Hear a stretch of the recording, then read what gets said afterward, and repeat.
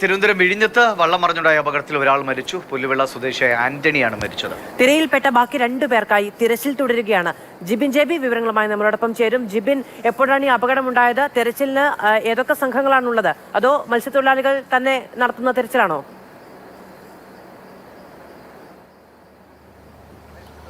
മാധു, ഇന്നലെ രാത്രി പുല്ലുവിളയിൽ നിന്ന് മത്സ്യബന്ധനത്തിനായി പോയ സംഘമാണ് മടങ്ങി ഈ വിഴിഞ്ഞം ഹാർബറിലേക്ക് വരുന്നതിനിടെ അപകടമുണ്ടായത്.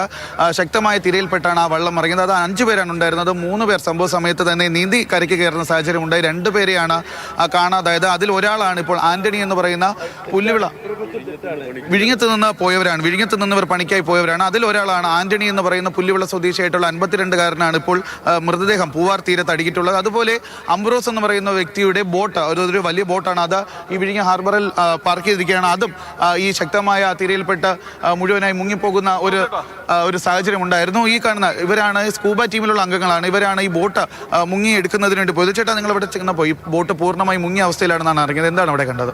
ഇവിടെ ഫുള്ള് കലക്കാണ്. നമുക്ക് ബോട്ടിൻ്റെ മേൽവശം മാത്രമേ കാണാൻ പറ്റുന്നുള്ളൂ.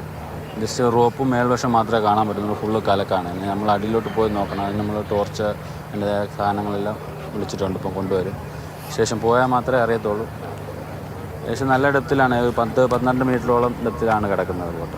ശക്തമായ കടൽക്ഷോഭം ഉണ്ടല്ലേ? അത് പ്രതികൂലമായി ബാധിക്കുന്നുണ്ടോ? ഉണ്ട്, പ്രതികൂലമായിട്ട് ബാധിക്കുന്നു.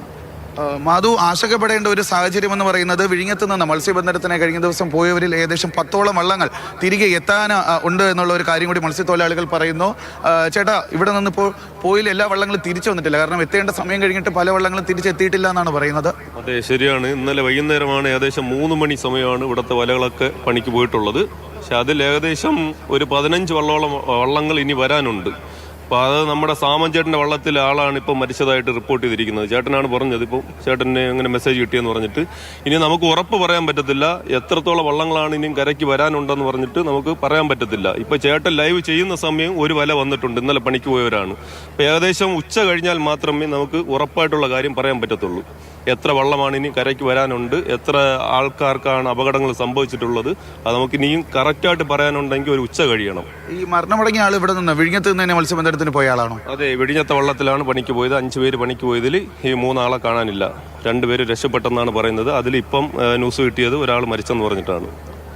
മധു, ഇന്നലെ കഴിഞ്ഞ കുറച്ച് ദിവസങ്ങളായി ഈ കനത്ത മഴയെ തുടർന്ന് കടൽ പ്രക്ഷുബ്ധമാണ്. കഴിഞ്ഞ ദിവസം നമ്മൾ കണ്ടതാണ്, വലിയ രീതിയിലുള്ള തിരമാലകളാണ് അടിച്ചു കയറുന്നത്. അപ്പോൾ ഈ ഒരു സാഹചര്യത്തിൽ ഇവിടെ നിന്ന് മത്സ്യബന്ധനത്തിനായി പോയ സംഘത്തിൽപ്പെട്ടവരാണ് ഈ അപകടത്തിൽപ്പെട്ടത്. ഇവർ ഈ മത്സ്യബന്ധനം കഴിഞ്ഞ ദിവസം വൈകുന്നേരത്താണ് വിഴിഞ്ഞത്ത് നിന്ന് ഇവർ മത്സ്യബന്ധനത്തിനായി പോയത്. അവിടെ നിന്ന് തിരിച്ച് കരയിലേക്ക് വരുന്ന സമയത്താണ് ശക്തമായ തിരയിൽപ്പെട്ട നീന്തി കരയ്ക്ക് കയറി. അതിൽ 2 പേരെ കാണാനുണ്ടായിരുന്നില്ല. ഒരാളുടെ മൃതദേഹം കണ്ടെത്തി. മറ്റൊരാൾക്ക് വേണ്ടി തിരച്ചിൽ തുടരുകയാണ്. ഏതായാലും ഒരു ഉച്ചയോട് കൂടിയിട്ടാണ് ബാക്കി വള്ളങ്ങളൊക്കെ തിരിച്ചു വരുമെന്ന പ്രതീക്ഷയിലാണ് ഇപ്പോൾ എല്ലാവരും ഉള്ളത്. നമ്മൾ എന്തായാലും ആശങ്കപ്പെടാതെ അവർ തിരിച്ചു വരട്ടെ എന്ന് പ്രതീക്ഷിക്കാം. പക്ഷേ അപകടകരമായ സാഹചര്യമുണ്ട്. കടലും പ്രക്ഷുബ്ധമാണ് എന്നതാണ് നമ്മളിൽ ആശങ്ക കൂട്ടുന്ന ഒരു ഘടകം.